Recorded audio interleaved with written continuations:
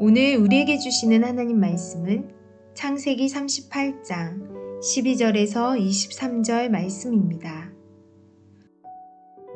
얼마 후에 유다의 아내 수아의 딸이 죽은지라.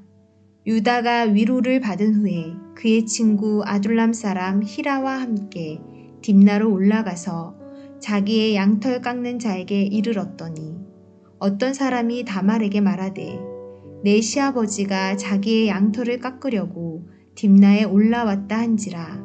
그가 그의 과부의 의복을 벗고 너울로 얼굴을 가리고 몸을 휩싸고 딥나길 곁 에나임 문에 앉으니 이는 셀라가 장성함을 보았어도 자기를 그의 아내로 주지 않음으로 말미암음이니라.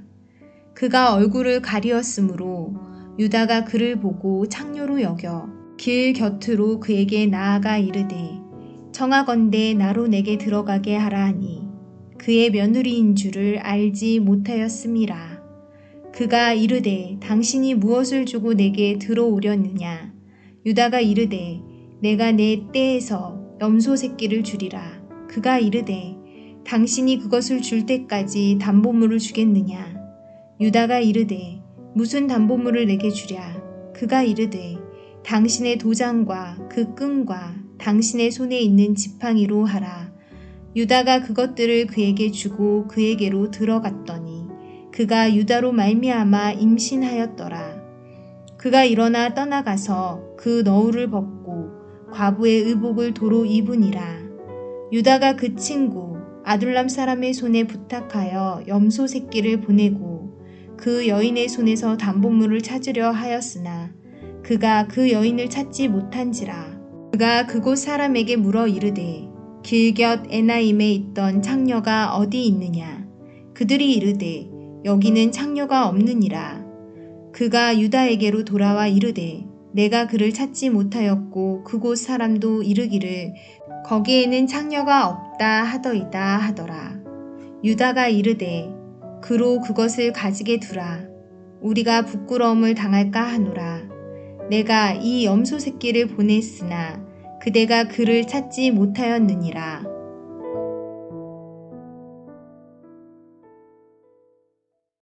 오늘도 주 앞에 나오신 여러분 모두에게 하나님의 은혜와 사랑이 함께 하시기를 예수님의 이름으로 축원합니다.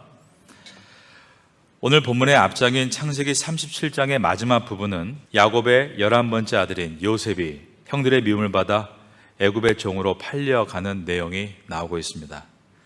그는 애굽에서 바로 왕의 친위대장으로 임직을 하고 있는 보디발이라는 사람의 집의 노예로 팔려갔다라고 했습니다.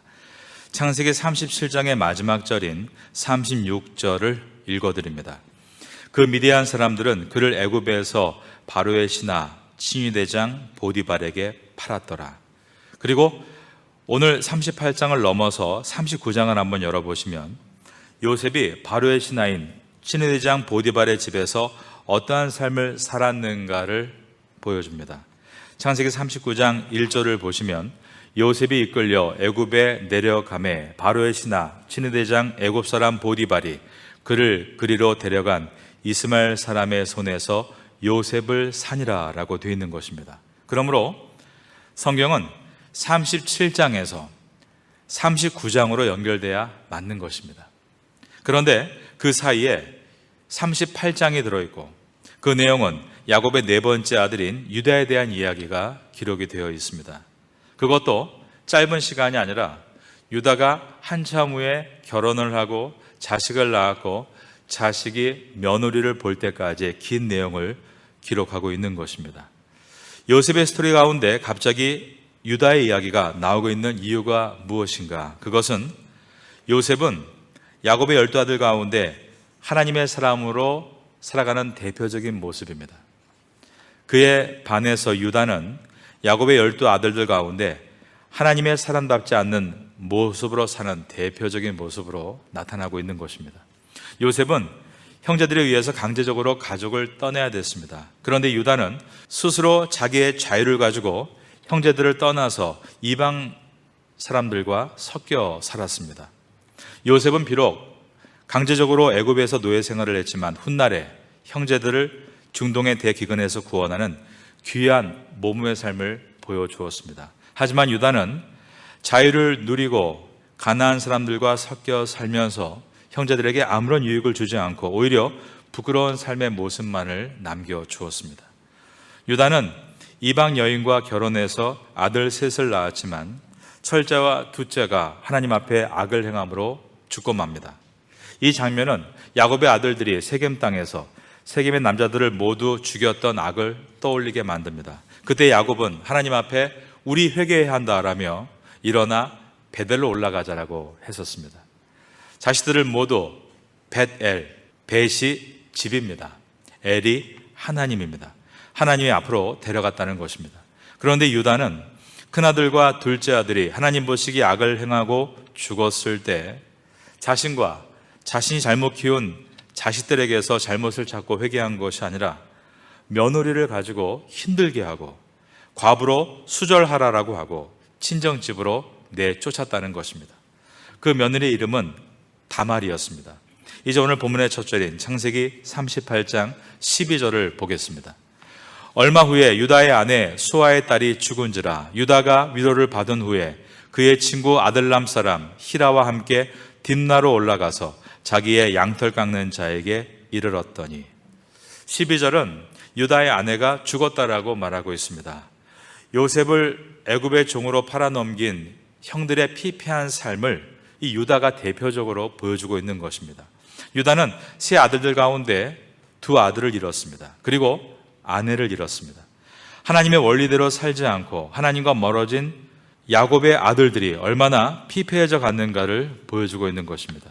12절은 유다가 아내와 사별한 후에 친구인 아들람 사람 히라와 함께 딥나로 올라갔다라고 되어 있는데 1절을 시작하면서 유다는 이 이방인 친구인 히라를 만나고 어울리면서 이방 여인을 아내로 맞이했던 일이 있습니다. 그러므로 유다가 아내가 죽고 나서 이방 친구인 히람을 다시 만나고 있고 딥나라는 곳으로 올라가고 있다는 것은 또 한 번의 성적인 어떤 사건이 일어날 것을 암시하고 있는 것입니다. 유다가 딥나로 올라가고 있다는 사실을 유다의 며느리인 다말이 알게 되었습니다. 13절입니다. 어떤 사람이 다말에게 말하되 내 아버지가 자기의 양털을 깎으려고 딥나에 올라왔다 한지라. 다말은 이방 여인으로서 유다의 첫째 아들의 아내가 됐던 사람입니다. 그런데 첫째 아들이 하나님 앞에 범죄함으로 죽었습니다. 그 당시에 부족 사회에서는 형이 죽으면 형의 우선이 끊어지는 것을 막기 위해서 동생이 형의 아내를 맞이해서 후손을 낳게 만드는 수혼제가 있었습니다. 동생이 형수와 동침함으로 자식을 낳아서 형의 자손을 보존하는 법입니다. 그래서 유다의 둘째 아들이 다말과 동침을 합니다. 그런데 둘째 아들도 하나님 보시기에 악을 행함으로 죽었다는 것입니다. 이제 셋째가 다말과 동침해야 합니다. 그런데 유다는 셋째가 아직 어리기 때문에 며느리 너는 수절하고 친정집에서 기다리라라며 그녀를 쫓아냈습니다. 그리고는 셋째 아들이 장성한 후에도 부르지 않는 것이었습니다. 14절입니다. 그가 과부의 의복을 벗고 너울로 얼굴을 가리고 몸을 휩싸고 딥나 길 곁 엠나임 문에 앉으니 이는 셀라가 장성함을 보았어도 자기를 그의 아내로 주지 않음으로 말미암음이라 라고 한 것입니다. 첫째 아들인 남편이 죽고 자신에게는 시동생인 둘째 아들도 죽고 친정집으로 쫓겨난 이 다말이 삶이 어땠겠습니까? 고대 시대로부터 과부는 가장 극빈자에 속했습니다.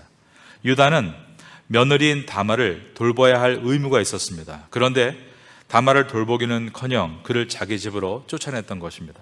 명분은 아직 셋째 셀라가 어리기 때문에 다 장성한 후에 너를 다시 부르겠다라고 했지만 이것은 거짓된 약속일 뿐이었습니다. 그러므로 며느리 다말은 시아버지인 유다를 직접 찾아 나섭니다. 그녀는 과부의 옷을 벗었고 너울로 얼굴을 가리고 몸을 휩쌌다라고 했습니다.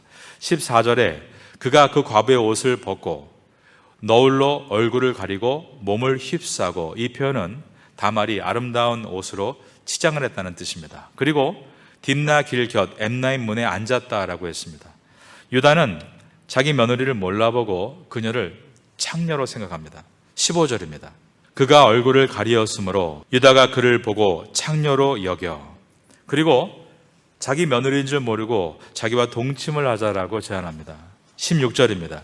길 곁으로 그에게 나아가 이르되 청하건대 나로 내게 들어가게 하라 하니 그의 며느리인 줄을 알지 못하였습니다. 그가 이르되 당신이 무엇을 주고 내게 들어오려느냐. 다말은 그러면 당신은 나에게 동침하는 대가로 무엇을 주겠느냐라고 물었고 유다는 나중에 염소 새끼를 주겠다라고 약속합니다. 그러자 다말은 염소 새끼를 주겠다는 약속을 지키겠다는 담보물을 요구한 것입니다. 17절입니다. 유다가 이르되 내가 내 떼에서 염소 새끼를 주리라. 그가 이르되 당신의 그것을 줄 때까지 담보물을 주겠느냐.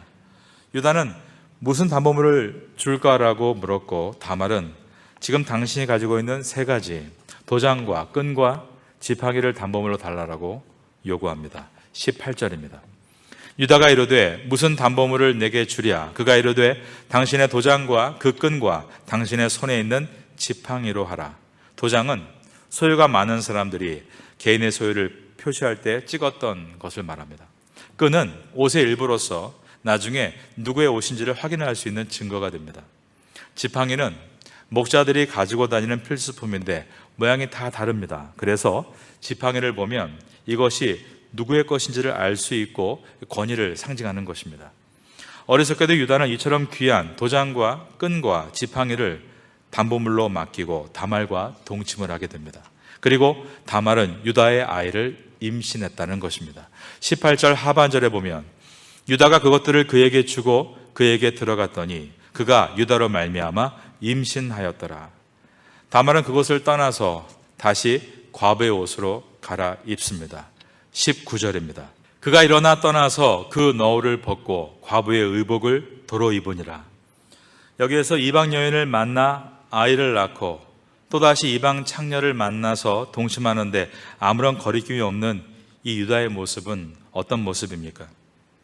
야곱의 12아들 가운데 유다는 네 번째 아들로 유다 지파의 조상입니다. 그리고 유다 지파의 왕이었던 다윗의 조상이고 또한 유다 지파로 다윗의 후손으로 이 땅에 오신 예수님의 혈통의 원조상입니다.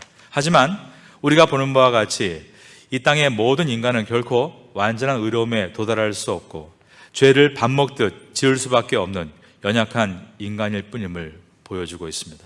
오히려 이방 여인이었던 유다의 며느리 이 다말은 끝까지 유다의 혈통을 임신함으로 인해서 이방 여인으로 다윗의 조상이 되었던 룻기스의 주인공인 룻을 연상시키게 만들어줍니다.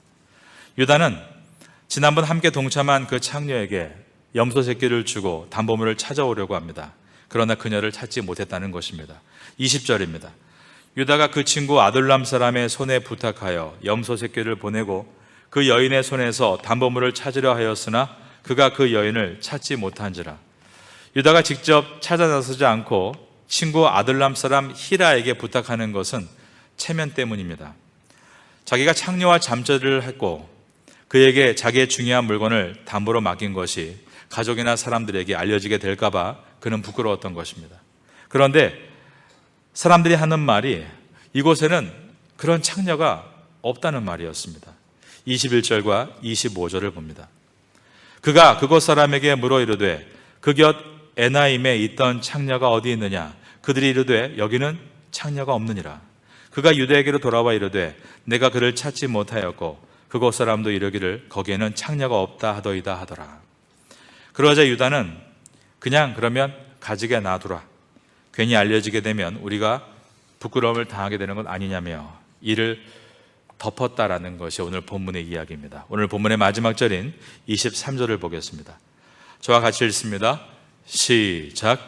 유다가 이르되 그러 그것을 가지게 두라. 우리가 부끄러움을 당할까 하노라. 내가 이 염소 새끼를 보냈으나 그대가 그를 찾지 못하였느니라. 유다가 어떤 사람입니까? 유다는 자기가 만난 창녀에게 약속을 이행하기 위해 최선을 다하고 있습니다. 그 이유는 이 일이 발각되면 자신이 부끄러워지기 때문입니다. 갑자기 창녀가 나타나 자기의 물건인 도장과 끈과 지팡이를 공개하면 사람들 앞에 망신살이 뻗칠 것을 염려했기 때문이었습니다. 그래서 창녀에게 염소새끼를 주겠다는 약속을 꼭 지키기 위해서 창녀를 찾고 있습니다. 그런데 이 모습은 며느리 다말에게 셋째 아들이 장성하면 너를 찾아 부르겠다는 약속을 지키지 않는 것과 대조를 이루고 있습니다. 자신에게 피해가 될 것 같은 일에는 약속을 최선을 다해 지키지만 자신이 약속을 파기해도 전혀 피해가 되지 않을 일에 대해서는 약속을 지키지 않는 악한 남자의 모습을 보여주고 있는 것입니다. 유다는 은밀하게 쾌락을 즐기려고 했습니다. 그러나 유다의 죄악은 속속들이 다 드러났고 성경에까지 기록되게 됐습니다. 그러니 죄를 숨기려는 어리석음이 아니라 죄를 회개하고 새로워지는 모습이 우리에게 있어야 함을 성경은 말씀하고 있습니다. 훗날 유다의 후손 가운데 다윗이 나타납니다. 다윗은 처음에 자기의 조상과 같이 죄를 덮으려고 했으나 나단 선지자가 바로 당신이 그 사람입니다라고 죄를 들춰냈을 때 그는 죄를 회개하는 대표적인 사람이 되었습니다.